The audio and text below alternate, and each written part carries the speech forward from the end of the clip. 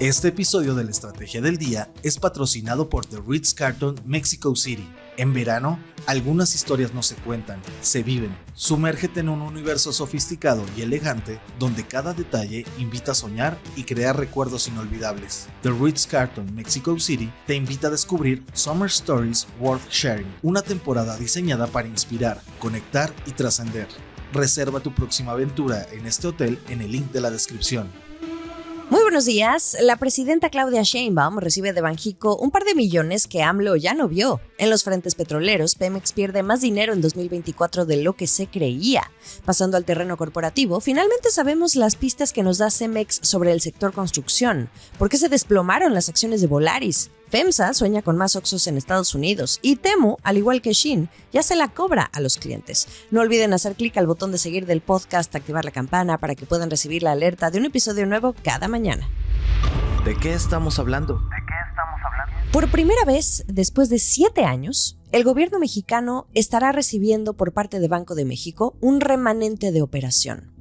Se trata de una ganancia que genera el Banco Central del resultado del ejercicio anual de operaciones y que después de tomar lo que corresponda para sanear o desahogar sus propios pendientes financieros, el resto lo comparte, digamos, con el gobierno. Lo entrega a través de la Secretaría de Hacienda. Así lo establece la Ley de Banco de México. Depende de las variaciones del tipo de cambio y de resultados previos. Unos pesillos que le sobran y que, por ejemplo, al expresidente Andrés Manuel López Obrador nunca le tocó recibir, con todo y que hizo sus corajes cada que se acercaba la fecha de mirar qué había dentro de la bolsa y si alcanzaba para que desde Banxico se pusieran la del Puebla, como decimos aquí en México cuando se le pide a alguien que comparta y que no sea egoísta. Sin embargo, hubo en esos años que compensar las pérdidas de otros años antes de dar alguna cantidad a Hacienda. Un ex subgobernador, Gerardo Esquivel, solía publicar hilos en su cuenta de ex, antes Twitter, el por qué los remanentes a veces se daban o no se daban, incluso a modo de indirecta al presidente López Obrador, para que se comprendieran las razones. Pero eso solo abonó a lo que se perfilaba para hacer una lista de razones que dejaron ver cada vez menos simpatía de AMLO hacia Esquivel. De hecho, en la columna que este ex subgobernador escribe para el diario Milenio el lunes 28 de abril, recordó este episodio con un poco de más detalles. Citando su escrito, contó que López Obrador fue mal aconsejado en 2020 por un asesor externo, no dice quién, al hacerle creer que Banxico podía entregarle un adelanto del supuesto remanente que habría ese año, debido a que el tipo de cambio se había disparado a 25 pesos por dólar al inicio de la pandemia, lo que sonaba a una supuesta ganancia muy jugosa de hasta $1 billón. Pero explica que ni se alcanzó esa cifra y al final del año fiscal 2020 tampoco hubo remanente. Esquivel se enorgullece de que la Junta de Gobierno, de la cual formaba parte, se apegó a la ley en todo momento y no accedió a aquella idea del adelanto, porque además ni hubo. En fin, vieja historia solo para recordar el por qué hoy es importante que estemos hablando de los remanentes de Banxico, porque a su sucesora, la presidenta Claudia Sheinbaum, sí le tocaron. Al cierre del ejercicio fiscal 2024, el Banco Central Mexicano reportó 836.766 millones de pesos de remanente de operación. De esta cantidad, la mayoría, que son 737.539 millones de pesos, se destinaron a la amortización de pérdidas acumuladas de ejercicios anteriores, lo que les comentaba. Si hacemos la resta, ahora tenemos 99.227 millones, de los cuales 81.232 millones se direccionaron a incrementar el monto de la reserva de capital. ¿Cuánto nos queda? 17.995 millones de pesos. Eso es lo que le tocó al gobierno esta vez. Ya sé, me pasé con la sopa de cifras, pero creo que así nos queda claro, para todos, el desglose y que además puede ser consultado en el mismo comunicado de Banxico. Ahora, ¿fue mucho o fue poco?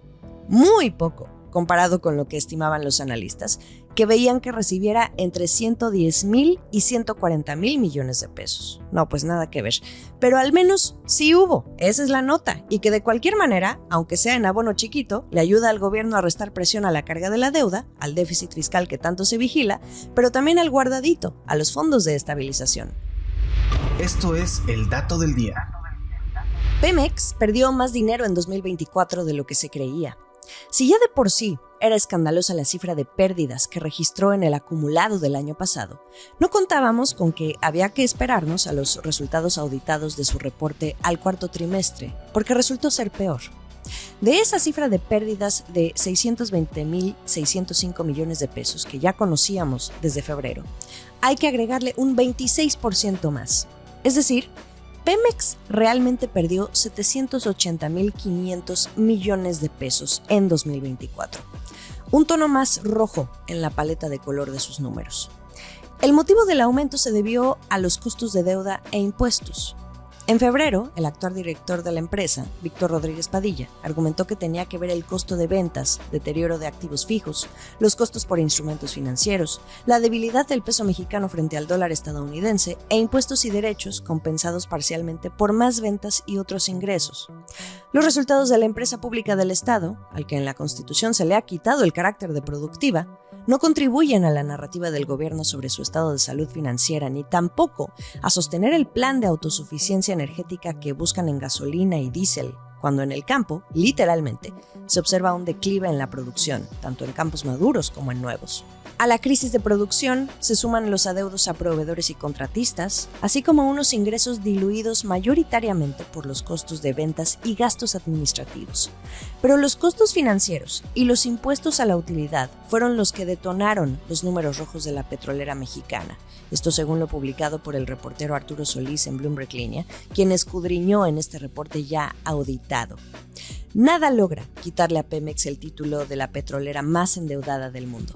Además, esta cifra de pérdidas de todo 2024 llega a pocas horas de que conozcamos cómo le fue durante los primeros 3 meses de 2025. Pendientes a este 30 de abril que le toca reportar. Temporada de reportes. Hablemos de Cemex, la empresa de la que esperábamos sus resultados al primer trimestre de 2025 para darnos una idea de cómo está latiendo el pulso de la construcción en México. Sus ventas cayeron a 3.650 millones de dólares en este periodo, lo que coincide con las expectativas. El EBITDA operativo, esta medida de rentabilidad que excluye elementos como los impuestos y la depreciación, cayó un 18% hasta los 601 millones de dólares. Los analistas habían previsto un periodo difícil, pero la cifra fue inferior a las estimaciones. En resumidas cuentas, durante la llamada con inversionistas, la plana directiva informó que esperan ver una recuperación hacia el segundo semestre, cuando se active la estrategia de infraestructura y de vivienda del gobierno de la presidenta Claudia Sheinbaum. Importante la previsión de esta compañía, la más grande de materiales de construcción en México y también de las más importantes en el mundo. Si nos pasamos al plano del negocio y los planes, parece que su nuevo CEO, Jaime Muguiro, trae la tijera en la mano porque dejó ver que prepara recortes, lo mismo a costos que a gastos y hasta revisión de compensaciones que reciben los directivos. Todo esto como parte de una revisión que incluirá la simplificación de su estructura corporativa. Son acciones que preceden a su anterior CEO, Fernando González, y de este plan llamado Cutting Edge, con la cual buscan alcanzar ahorros en EBITDA de aquí a 2027. Son medidas que también sirven de guiño a las calificadoras de riesgo que recién le devolvieron a Cemex el grado de inversión. Ahora bien, hablamos de las ventas en un principio, sin embargo, en términos de utilidades, registraron récord, lo que impulsó sus acciones en la Bolsa Mexicana de Valores. Acciones y reacciones. La que anduvo en picada en la Bolsa Mexicana el lunes 28 de abril fue la acción de Volaris, luego de que la compañía actualizara sus pronósticos de resultados financieros ante la incertidumbre macroeconómica. Los títulos de Volaris cerraron la jornada del lunes cotizando en $7.90, lo que representa una caída del 14.3%, y en Wall Street las acciones perdieron 15.8%. Pasa que en su guía de pronósticos actualizada, Volaris recorta la estimación de crecimiento en capacidad para 2025 a un rango entre 8 y 9% respecto al 13% que estimaba previamente, y además decidió no compartir sus previsiones sobre márgenes para el año completo, dada la continua incertidumbre macroeconómica. Durante el primer trimestre también registró una pérdida neta de $51 millones, que contrasta con los $33 millones que había ganado en el mismo periodo, pero de 2024. suficiente para agitar el avispero. Enrique Beltranena, presidente y CEO, en la carta a los inversionistas escribió que la aerolínea está enfocada en la ejecución disciplinada ante el periodo de incertidumbre geopolítica y económica. Luego, en la llamada con analistas, su director de finanzas dijo que la empresa se va a centrar en los aspectos que puede controlar, como moderar la capacidad en temporada baja y los días de la semana con menor demanda, el manejo de costos y manteniéndose preparados para responder rápidamente a una recuperación de la demanda. Mientras que Beltranena reforzó este mensaje agregando que ven esta moderación como un paso prudente para navegar los vientos en contra mientras protegen la rentabilidad, así lo dijo. Ahora bien, según reportamos en Bloomberg Línea, Volaris no es la única. Hay otras aerolíneas en Norteamérica como American Airlines, Delta, Alaska y Southwest que han retirado también sus guías de pronósticos para 2025.